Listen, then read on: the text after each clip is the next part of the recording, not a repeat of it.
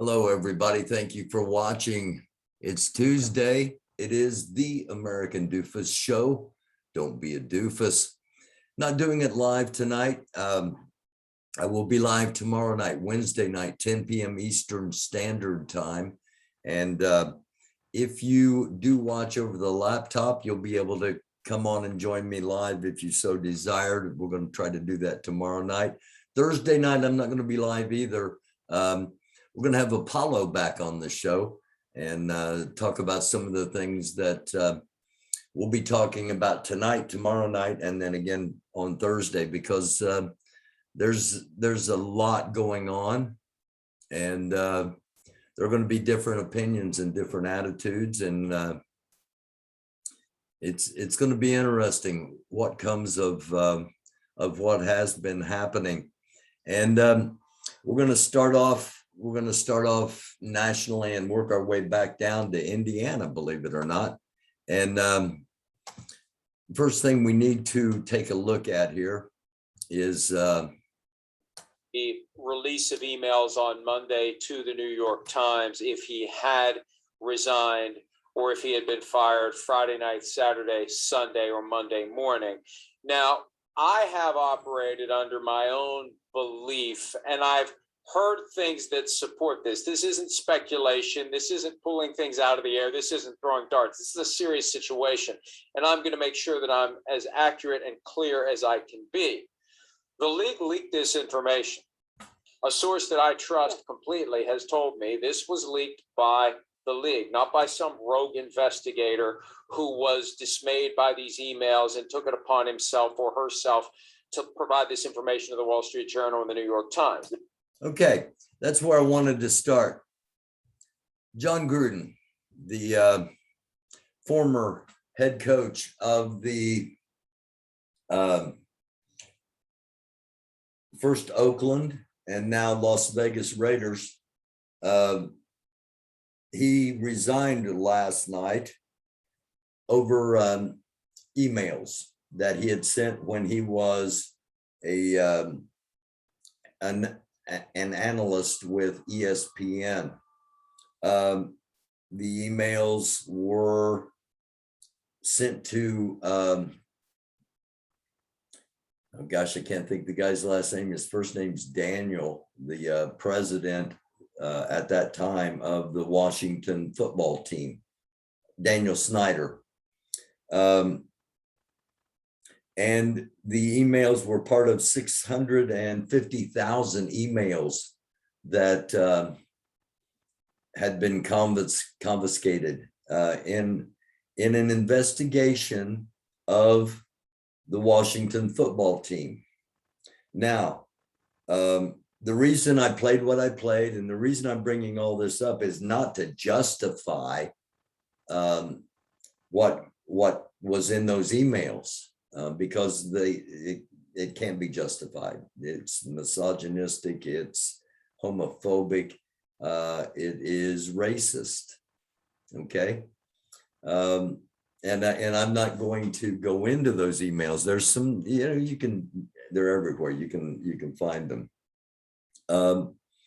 But the thing that puzzled me and puzzles me even more after that little clip from Mike Florio of Pro Football Talk.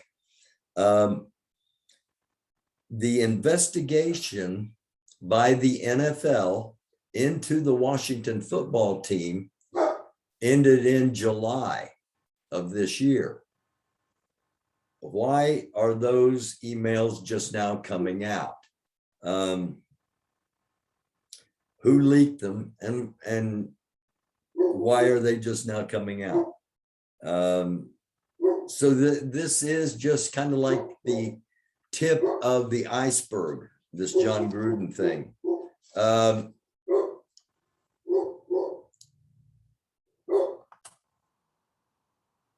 Now, there is a culture within our country. I'm wearing a EAR shirt tonight, end all racism. There is a culture, and incidents like this draw attention to it on a big scale, on a grand scale. And we need to take advantage of these incidents to talk about inclusion, acceptance, and just living and let live. Things that should be common sense, especially to people that identify themselves as Christian. But yet many of the same that identify as Christian also show themselves to be full of hate. So the culture, is this something that's just in the NFL? It's obviously in the NFL. We've got Urban Meyer, who is the coach of the Jacksonville Jaguars, subject of last week's episode, shown doing very inappropriate things with his hands with a woman that is not his wife. Okay. Now, I'm not being judgmental. I'm just saying, if you're an NFL coach and something like that happens, there are going to be ramifications. He didn't get fired. He didn't resign. The other thing that I want to bring up about this is John Gruden resigned last night in the middle of the Indianapolis Colts and Baltimore Ravens game. A side note to that is the Colts used to be the Baltimore Colts, for those that don't know. And Baltimore hates Indianapolis for stealing the Colts. And when Indianapolis goes to play in Baltimore, normally it says Ravens versus Chiefs, Ravens versus Bills. It says the nickname of the other team. The Washington football team no longer has a nickname because their nickname was racially insensitive. But when Indy comes in, that's what's on the scoreboard. It's Ravens versus Indy on those scoreboards all around the stadium. They refuse to use the term Colts, but that's just a little side note. Gruden resigned, announced his resignation last night during the Colts-Ravens game. The owner came out shortly thereafter and said he'd accepted the resignation. That's on Monday night. The Raiders played the Bears, the Chicago Bears. The Bears won, by the way. Great thing as far as I'm concerned. The Bears beat the Raiders, and John Gruden was the coach of the Raiders on Sunday. Now, the first news of the email came out on Friday, and then it was Monday afternoon that the New York Times came out with that there was more than just this one single email. So again, there's a lot to this. And I mentioned Urban Meyer, and you'll hear that, well, I thought Urban Meyer would be the first NFL coach fired because of all the missteps he's been guilty of from, trying to make the move from a successful college coach into the professional ranks with absolutely no experience of professional organizations or how things work, or obviously what's expected of him as an NFL coach. And it also ties in with our past president, who was defeated in an election in November 2020, despite what many still try to propagate, Donald Trump.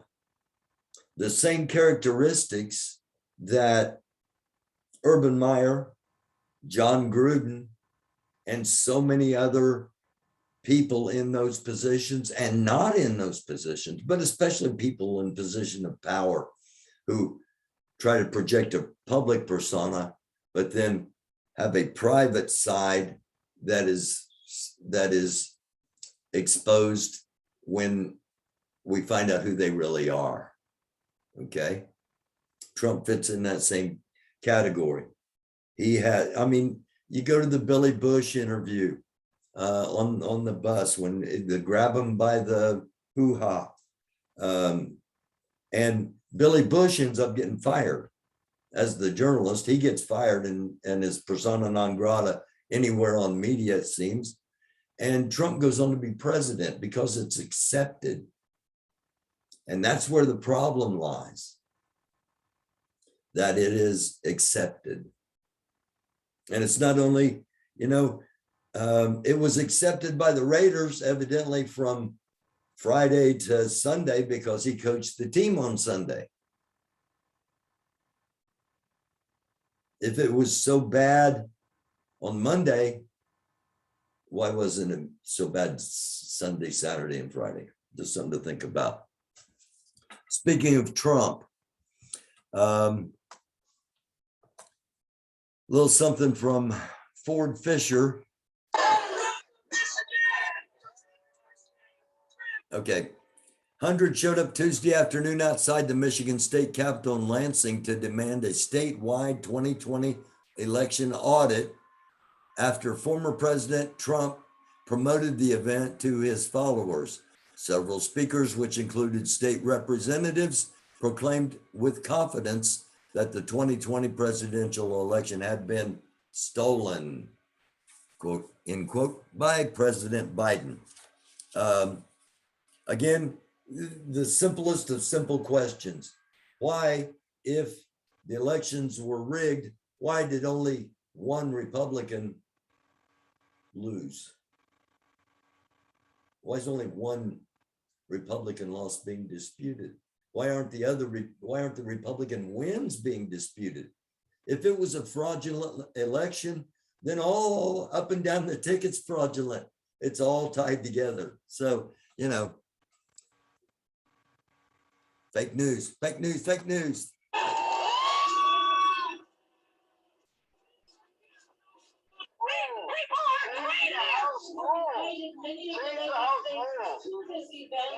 I believe we invited Governor Gretchen Whitmer. She declined.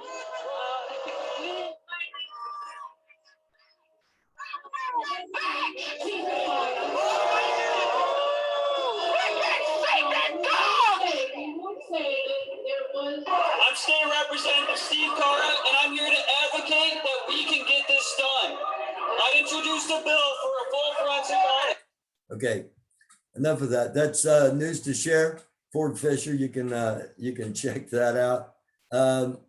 What you're seeing there is politics. You're seeing somebody kiss the butt of someone they think is going to bring them into power, bring them into a higher level of power. That's politics.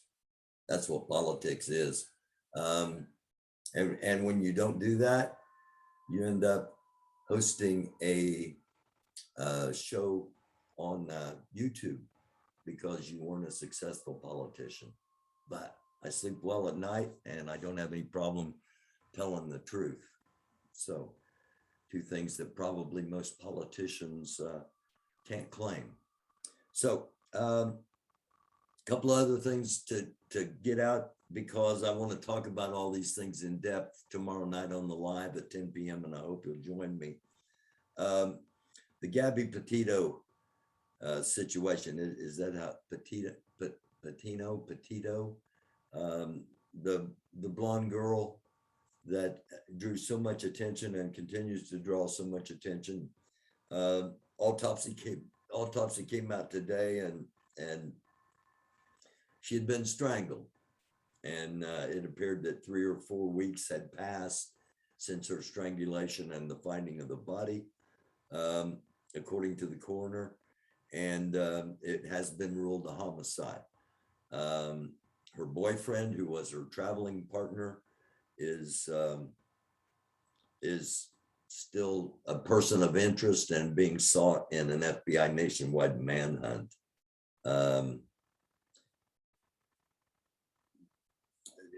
This is one story out of literally thousands of disappearances, and many of these disappearances are people that end up trafficked, and we don't talk about that enough. We haven't talked about it much on here.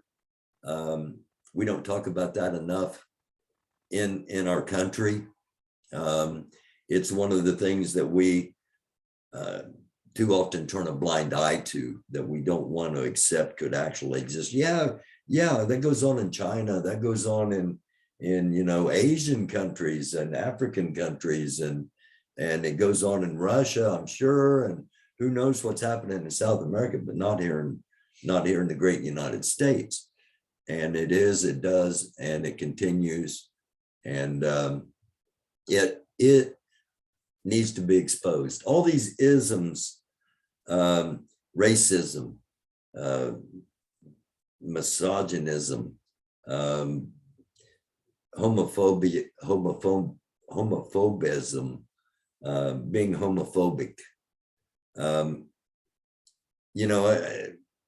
Just because that's not my sexual preferences, I don't feel I should be able to judge anybody else on their sexual preferences, as long as it doesn't impose on me. And that's just something to think about. Okay. But this one case gets a lot of exposure, has gotten a lot of exposure, and I'm not taking anything away from the needed exposure. I'm just saying that exposure and light needs to be shined on many other cases that are ignored. And we should be questioning, why are they ignored? What's being hidden? Who's hiding it? Again, just something to think about. Going to go to Riot Heart from Louisville, Kentucky, live streamer and someone I've tried to get on the show, and he just says, you don't need my words, just use my videos. So we use segments of his stuff, and he brought to attention, well, there we go. He brought to attention, Indianapolis police officer has been suspended, and the use of force investigation is underway. And here's that announcement. Of an internal IMPD investigation, Marion County Prosecutor's Office filed charges against IMPD Sergeant Eric Huxley for level 6 felony official misconduct and level 6 felony battery with moderate bodily injury. Chief Taylor has also suspended Sergeant Huxley pending a recommendation of termination to the IMPD Civilian Police Merit Board. The suspension is without pay. Taylor has ordered a review of past uses of force by all 3 officers involved in this incident, and an audit of the uses of force incident Sergeant Huxley reviewed in his capacity as a supervisor. I'll now turn the podium over to Chief Taylor. So a little bit of accountability, possibly. We'll see how it plays out. Suspended without pay, termination. We'll see how strong the Indianapolis Police Union is, because in most situations, those things get reversed. They don't always end up in the news, but the officers get back pay and continue to get their pay while suspended, even through terminations and imprisonment. So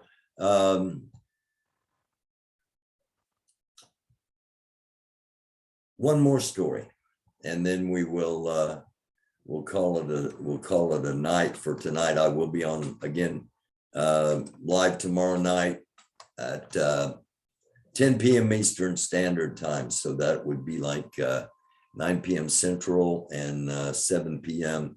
on the West Coast. I wanted to end with this. An Indiana woman from Bloomfield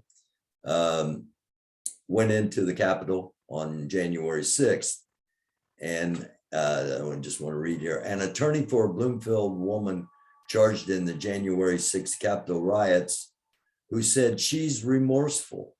But the judge pointed out her Facebook post, calling it the quote, best day ever, end quote.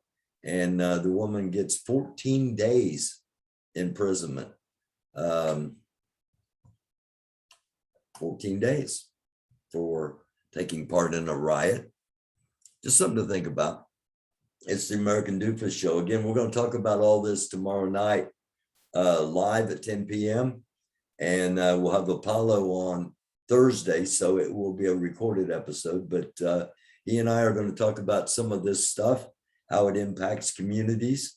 And also we'll talk about questions you may have for us, either in the comments tonight or tomorrow night. So I do want to ask that if you at all like to read stories, you like a good story, consider buying the book. It's called America, Land of the Greed, Home of the Grave. It's my latest novel. The link, which should work, is in the description for this video. And if you don't like to read, send the link on to anybody and everybody you know, if you would. It would help out and it'd be greatly appreciated. It's the American Doofus Show. You can also help out by hitting the Cash App, $ American Doofus, all one word. And you can email me at americandufus at gmail.com. So namaste, shalom, blessings upon each and every one of you. Peace. And we find out day by day how much darker the world continues to be and how hard it is to be a light. But nonetheless, be a light. It's the American Doofus Show. Don't be a doofus. I love you all sincerely. See you tomorrow night at 10. Thanks for watching.